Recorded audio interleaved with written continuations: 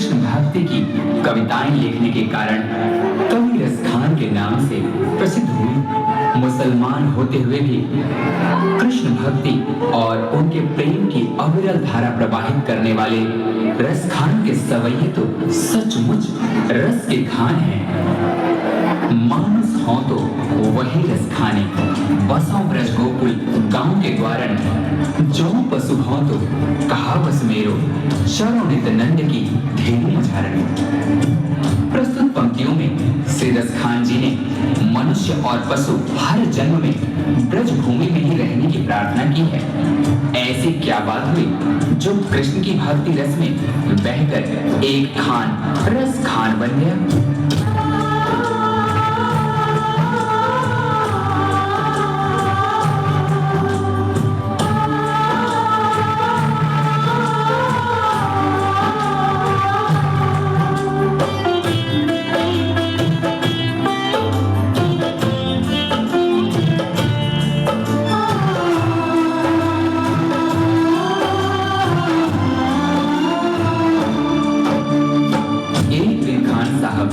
पान खाने के उद्देश्य से एक दुकान पर जाते हैं। तभी अचानक उनकी नजरें उस दुकान पर लगी बाल कृष्ण की छवि पर पड़ती है। उन्होंने उस पान वाले से पूछा, भाई ये नन्हा सा बालक कौन है जिसका इतना कोमल शरीर परंतु इसके पांव में एक जूती तक नहीं? ये जिस जमीन पर खड़ा है वो कितनी खुरदरी है। तभी पान वाले ने कहा, भाई खान साहब इसका नाम श्याम है और अगर इसकी इतनी ही फिक्र है तो आप ही इसके लिए जूते बना कर लाइए ना। ये बात खान साहब के हृदय पर छू गई। फिर क्या था, दूसरे ही दिन हाथों में नन्हे श्याम के चरण पादुका लिए वे उसी पान वाले से पूछते हैं,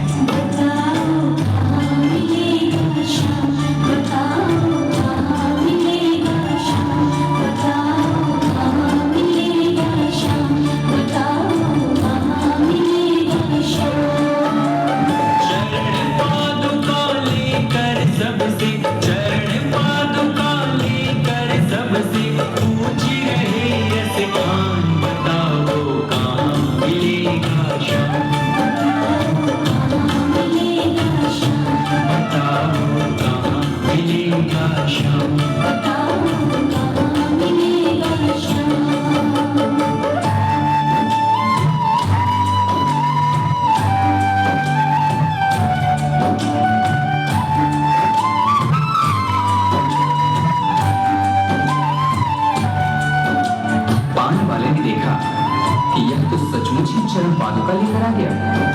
उसने अपना पल्ला झाड़ते हुए कहा, देखो भाई यह नन्हा बालक यहाँ तो तुम्हें नहीं मिलेगा, शायद कहीं और मिल जाए, जाकर किसी दूसरे से पूछने क्यों नहीं। उस नन्हे श्याम की सूरत को अपने दिल में बसाए खान साहब चल पड़ते हैं और रास्ते में आने जाने वाले हर व्यक्ति से पूछते हैं, वो नन्हा सा बालक है, सांवली सी सूरत है, बाल घुंघराले उसके, पहनता मोर मुकुट है।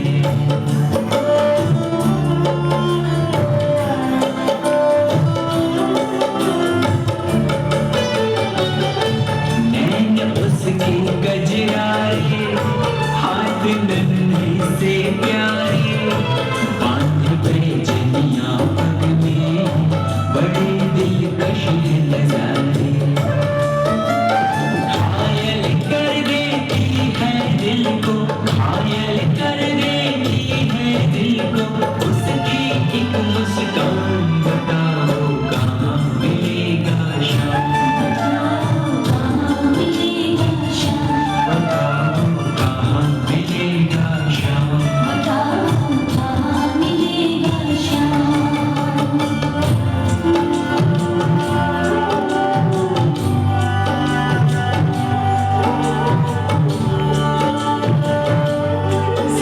ने देखा कि यह भक्त मुझे नन्हे श्याम के रूप में ढूंढ रहा है, वह तो मुझे इस रूप में पहचान भी नहीं पाएगा।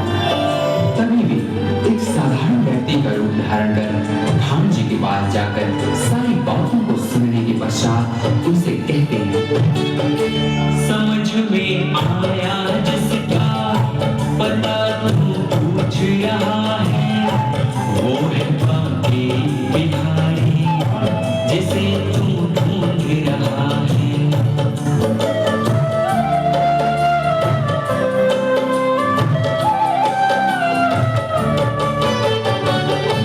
कहीं वो श्याम कहता, कहीं वो कृष्ण मुरारी, कोई सांवरिया कहता, कोई गोवर्धन धारी।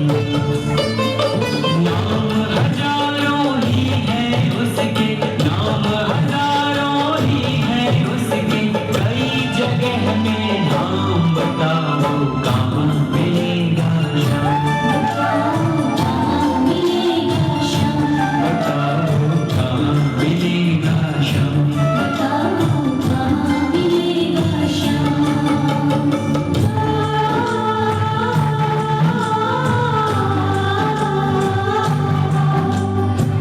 उस भाई व्यक्ति ने खान जी को वृंदावन जाने को कहा। फिर क्या था, मानो मुसाफिर को मंजिल मिल गई हो। बिना खाए पिए लगातार चलते हुए खान साहब वृंदावन में कृष्ण के मंदिर तक जा पहुंचते हैं। पागलों जैसी हालत, हाथों में जूते लिए, अन्य समुदाय के होने के कारण मंदिर के पुजारियों ने उन्हें अंदर आने से मना कर दिया। नन्हे श्याम से मिलने की आस लिए खान साहब रो पड़े।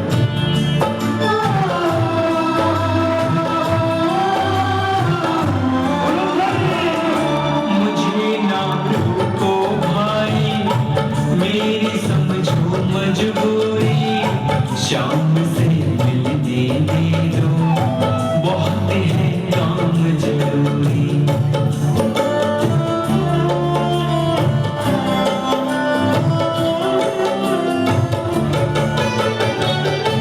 सीढ़ियों पे मंदिर के डाल कर अपना डेरा, कभी तो घर के बाहर शाम आएगा मेरा।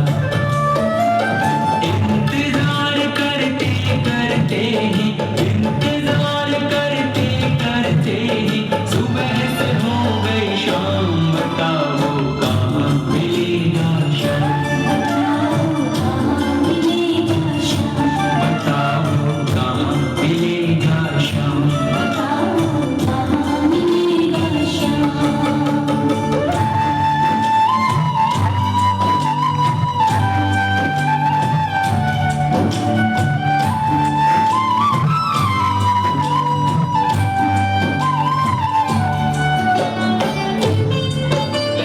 खान साहब के मन में नन्हे श्याम से मिलने की आस थी। इसी विश्वास के साथ वे वही मंदिर की सीढ़ियों पर रात भर बैठे रहे। जाग कर रात बिताई, भोर होने को आई, तभी उसके कानों में कोई आहट सी आई।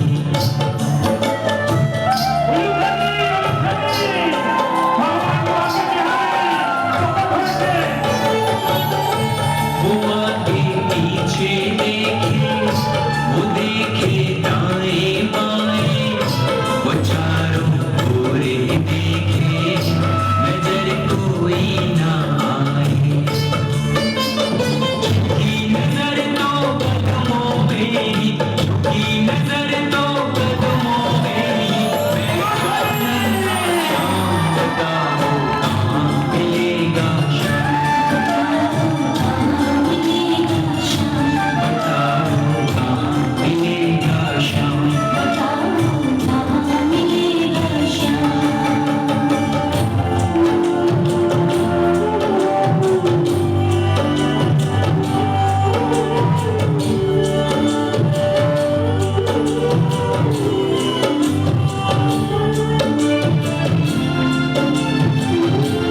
उस नन्हे श्याम की जैसी छवि भक्त खान जी ने अपने हृदय में बसाई थी, ठीक वैसे ही उन्हें अपने सामने पाया। खुशी से गद गद हो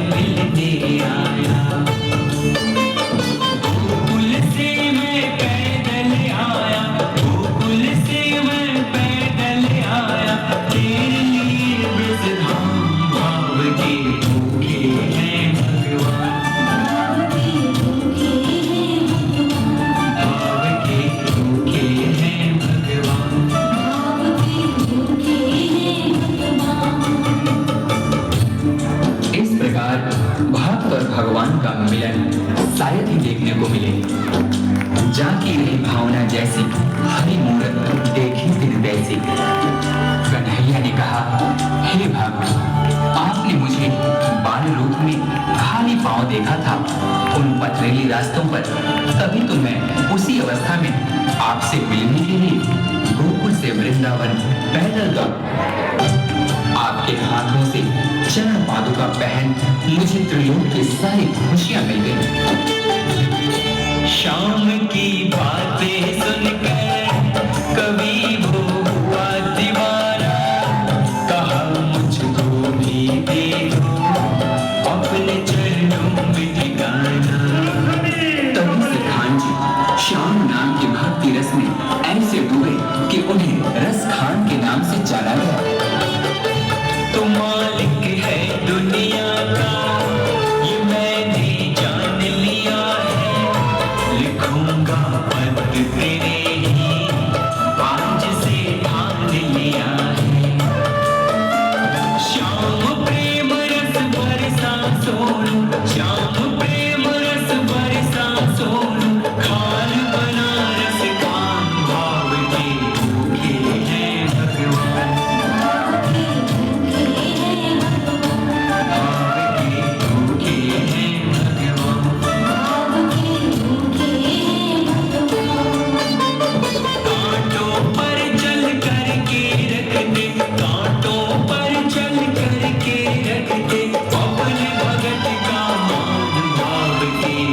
के